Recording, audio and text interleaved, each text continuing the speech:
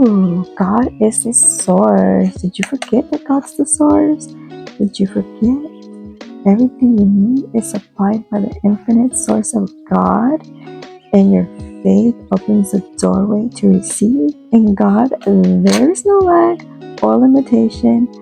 Rather, there is plenty of abundance for all to share. So share. This is the time for you to be sharing, giving things that you don't need to others to help them out at this time.